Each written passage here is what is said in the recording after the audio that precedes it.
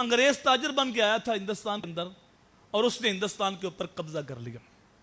تقریباً 100 سال تک ہندوستان کے اوپر انگریز کی حکومت رہی اور اس 100 سال کے اندر اس نے اہل ایمان کو بہت زیادہ نقصان پہنچایا. اس نے حکومت چھینی تھی مسلمانوں سے، ہندوؤں سے نہیں چھینی تھی، سکھوں سے نہیں چھینی تھی، اس لیے ان سے اسے خطرہ بھی کوئی نہیں تھا. اور وہ تو پہلی محکوم تھے، پہلے مسلمانوں کے محکوم تھے، اب انگریز کے محکوم ہیں، انہیں بھی کوئی پریشانی نہیں تھی. اب انگریز سمجھتا تھا کہ اگر مسلمان دوبارہ اپنے اندر جذبہ جہاد پیدا کر لیتا ہے تو پھر میں اس کا مقابلہ نہیں کر سکتا.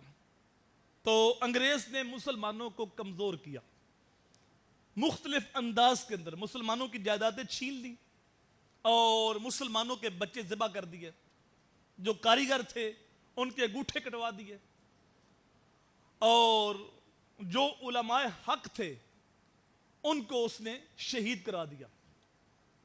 انگریز کے خلاف سب سے پہلے فتویٰ علامہ فضل خیر آبادی نے دیا.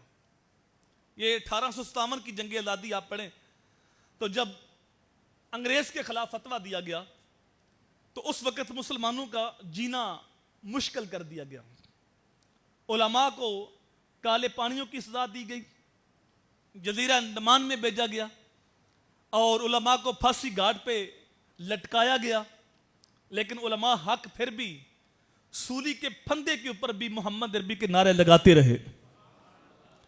علامہ کفایت علی کافی جب آپ کو پھانسی گھاٹ کی طرف لے جا رہا تھا تو وہ شخص کہتا ہے کہ جس نے پھانسی دی کہ جوں پھانسی کا پھندا قریب آ رہا تھا تو علامہ صاحب کے چہرے کی سرخیاں بڑھتی جا رہی تھی، اور اس وقت بھی آپ کے لبوں پہ یہ شعر تھے، کوئی گل باقی رہے گا نہ چمن رہ جائے گا، پس رسول اللہ کا دین حسن رہ جائے گا. اور اس وقت بھی حضور صلی اللہ علیہ وآلہ وسلم کی نعت پڑھتے ہوئے علماء نے اپنی جانیں قربان کی اور اس تحریک کو دبنے نہیں دیا. لیکن حکومت انگریز کی تھی تو تحریک کو کمزور تو کر دیا گیا لیکن ختم نہیں ہوئی تھی. مختلف انداز کے اندر یہ تحریک آگے بڑھتی گئی. پھر علامہ اقبال علیہ رحمہ کو اللہ تعالیٰ نے جو بصیرت دی، پہلے علامہ اقبال علیہ رحمہ دو قومی نظریے کے قائل نہیں تھے بلکہ وہ ہندوستان کی بات ہی کرتے تھے. آج بھی جو انڈیا کے اندر قومی ترانہ پڑھا جاتا ہے وہ اقبال کا لکھا ہوا ہے. اس کے اندر علامہ کہتے ہیں کہ سارے جہاں سے اچھا ہندوستان ہمارا، ہم بلبل ہیں اس کی یہ ہے گلستان ہمارا. اس وقت ہندوستان کی بات کرتے ہیں. پھر انہوں نے مجدد پاک کے مکتوبات پڑھے اور ان کی سوچ تبدیل ہوئی تو وہی اقبال جو پہلے ہندوستان کی بات کرتا تھا 1905 کے اندر علامہ اقبال کا ذہن بدلتا ہے تو علامہ اقبال بولتے ہیں کہ میرے کارواں ہے میرے حجاز اپنا، اس نام سے ہے باقی آرام میں جہاں ہمارا، چین و عرب ہمارا ہندوستان ہمارا، مسلم ہے ہم وطن ہے سارا جہاں ہمارا. اب اقبال افاقی پیغام پہنچانے لگا کہ جو بھی حضور کا غلام ہے، چاہے وہ ہند کا ہے، سندھ کا ہے، وہ عراق کا ہے، عرب کا ہے، وہ ہمارا بھائی لگتا ہے اور مسلمان سارے کے سارے ایک ہیں.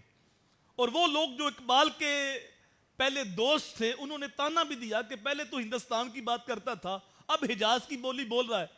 علامہ اقبال نے اس کو بھی نظم کیا کہ میرے دوستوں نے کہا کہ ہندی ہوئے پہ ناز جسے کل تک تھا حجازی بن بیٹھا، ہندی ہوئے پہ ناز جسے کل تک تھا حجازی بن بیٹھا، اپنی محفل کا ہے رند پرانا آج نمازی بن بیٹھا.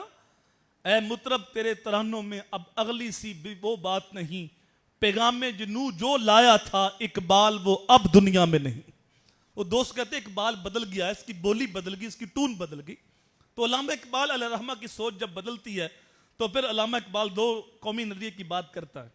اور قائد اعظم محمد علی جناح یہ بھی پہلے اگر آپ پڑھیں تو یہ ہندو مسلم اتحاد کے اکٹھے سفیر مانے جاتے تھے. ان کی سوچ کو بدلا تو علامہ اقبال نے بدلا. اللہ اکبر. اور پھر جب پاکستان کی آزادی کا اعلان ہوتا ہے رات 12:01 پر یہ ریڈیو کے اوپر آواز گونجتی ہے بسم اللہ الرحمن الرحیم. آپ کو مبارک ہو کہ ہم ریڈیو پاکستان سے بول رہے ہیں. اس وقت 1.25 کروڑ لوگ یا گھروں سے نکل چکے تھے یا نکلنے کے لیے بالکل تیار تھے. اور اس وقت جو سکھ ہندو تھے مسلمانوں کو ختم کرنا چاہ رہے تھے, مسلمانوں کی عزتوں کو لوٹنا چاہ رہے تھے, اور جو بھی بچہ بوڑھا جوان ملا انہوں نے گاجر مولی کی طرح کاٹ کے رکھ دیا. ہندوستان سے ٹرین چلتی تھی پاکستان پہنچنے کے لیے, لیکن جب پاکستان آتی تھی تو وہ ٹرین خون سے بھری ہوتی تھی اور لاشوں کے ٹکڑے اس کے اندر ہوتے تھے. جتنے بھی راستے تھے پاکستان سے ہندوستان, جو پاکستان کی طرف آتے تھے ہندوستان سے, وہ سارے راستے سڑکوں کے اوپر لاشیں بکھری ہوئی تھی, اور جتنے بھی کنویں راستے کے اندر آتے تھے وہ سارے کے سارے کنویں لاشوں سے پر تھے. ہماری ہزاروں بہنوں بچیوں نے اپنی عزتیں بچانے کے لیے کنویں کے اندر چھلانگیں لگائیں. ہزاروں ماؤں بہنوں نے یہ منظر دیکھا کہ ان کی آنکھوں کے سامنے ان کے لال کو کاٹ کے رکھ دیا گیا. انہوں نے یہ منظر دیکھا کہ ان کی گودیوں سے بچے چھینے گئے اور کرپانوں پہ چڑھائے گئے اور پٹک کے زمین پہ مارے گئے.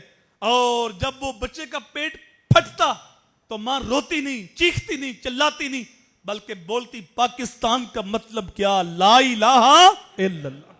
یہ جذبے کے ساتھ وہ آگے بڑھتے.